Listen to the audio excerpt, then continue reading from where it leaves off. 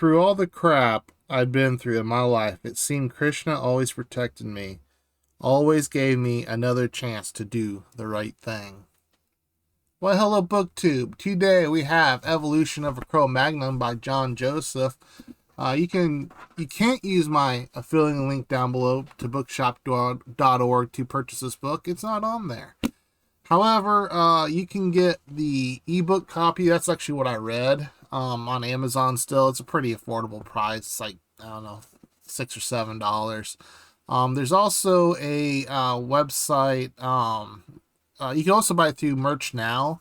The second edition. I think it's like around $24-25. So you can still get it. It's a little on the cashy side. This is the first edition, okay? The first edition. These are a little cashy. Those are a little cashy. I'm bragging right now. But you can use my affiliate link down below to bookshop.org for any other book. You can also book an extra cost to yourself. I get a small commission. It's a win-win. It's a great way to help support the channel. You could also support the channel by liking and sharing and subscribing and commenting. I like the comments. Comment away. I like reading the comments.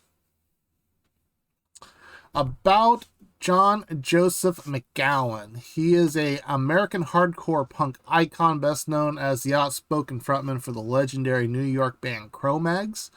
Born in 1962 and raised in the foster system and on the streets of New York City, McGowan's life has been defined by survival, reinvention, and relentless grit. His autobiography, The Evolution of a Cro-Magnon, chronicles his journey through trauma, homelessness, addiction, and the chaotic world of the 1980s New York hardcore scene, ultimately highlighting his spiritual transformation and commitment to plant-based disciplined lifestyle. Today, McGowan continues to write, perform, and advocate for the hardcore culture, personal resilience, and holistic health, cementing his place as one of the most influential voices to emerge from the underground punk movement. So yeah, about this book. Print length is 428 pages. Language is English. Publisher is Punk House Pub Co. And the publication date was December 23rd, 2007. A synopsis. In this new autobiography, New York hardcore legend John Bloodclot Joseph recounts his hard times and spiritual redemption. A traumatic childhood in foster homes, it was just the beginning of John's evolution. Before fronting one of the most important bands in the underground punk scene, the Cro-Mags, John faced homelessness, addiction, betrayal, and insanity. Still, even his success couldn't save him from a relapse that sent him back to square one, rock bottom. The book is a raw, unapologetic autobiography about his life. Consider yourself warned. Reflection. So I started off the video with a quote, and I think that quote was really important, even though it was very brief, and maybe a lot of you doesn't mean anything to you.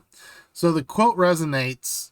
It captures exactly what Krishna represents. In the Bhagavad Gita, Krishna is Arjuna's friend, protector, and guide during the darkest moments of his life. He doesn't remove Arjuna's struggles, he walks with him through them. In the same way, Krishna can be that presence for us as well. Within Bhakti, you can think of Krishna in a role similar to how Christians relate to Jesus, a personal, loving deity who responds to sincerity, devotion, and trust. When you surrender to him, you're not promised an easy life or material rewards. Instead, you're just promised guidance, clarity, and the strength to face whatever comes.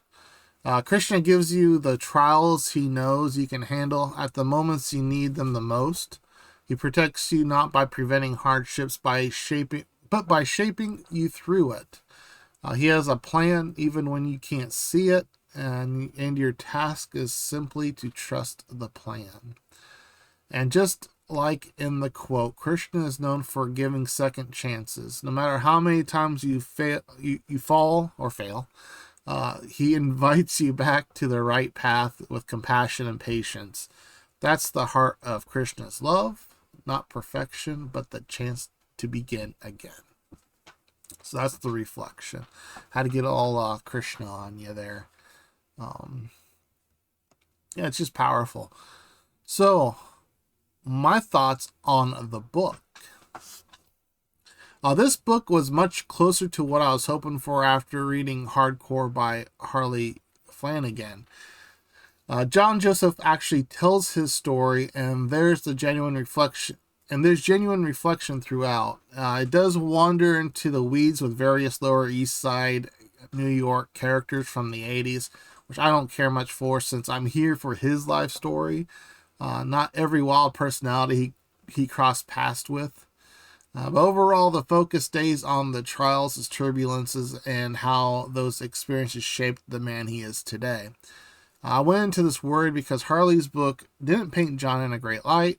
After reading both, I honestly feel like that many of Harley's stories were exaggerated to make John look bad and to elevate himself. John doesn't sugarcoat anything. His story is raw. But unlike Harley's book, this one actually has redemption arcs. Sure, those arcs are sometimes followed by more screw-ups, but that's life, you know. It's a roller coaster.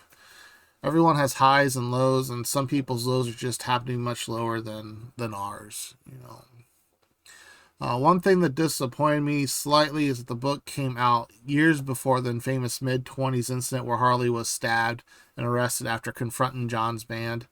I'm curious whether the second edition covers this side of the events. Well, come to find out, I read the second edition before I wrote my little notes. It doesn't. Maybe there should be a third edition. Maybe he covers in another book. I don't know. That's not a flaw in the book by any means. I mean, John couldn't have known that nearly a decade after, you know, the book was released, that the situation exploded the way it did. But you know, I still kind of hope that there would have been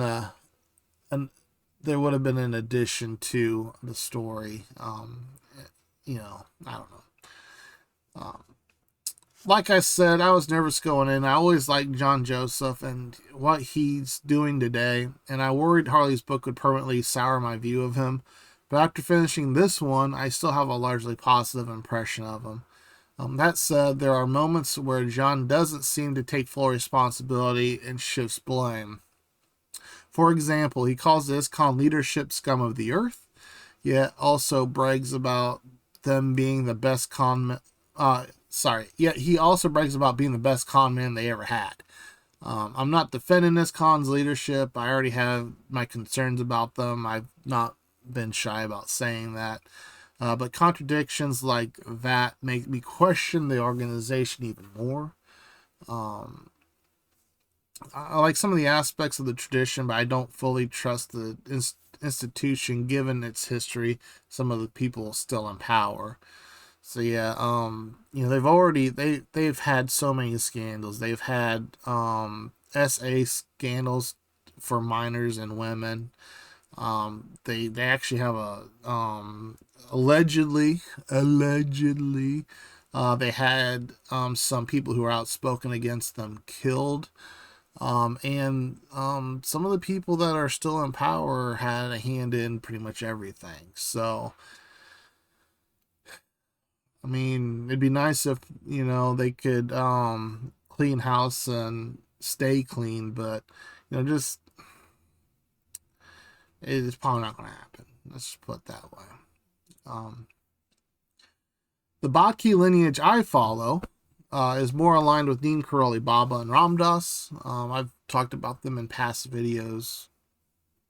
Where ISKCON centers Krishna, our lineage centers on more Hanuman. Though we still think Krishna is pretty cool.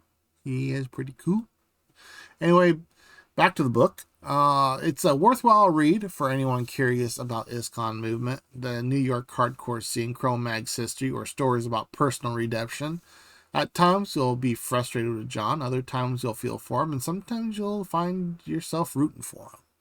So yeah, there you go. The evolution of a Cro-Magnon. Let me know down below. Have you read this? Are you a fan of John Bloodclot Joseph? Are you not? I know a lot of people don't like the guy. Were you a fan of the Cro-Mags? Did you go see them back in the 80s at CBGB's and all those places? Yeah. Other than that, I don't know what else to say. That's it for this one, peeps. Cheers. Where's my mouse at? My mouse is over here. Okay. Cheers.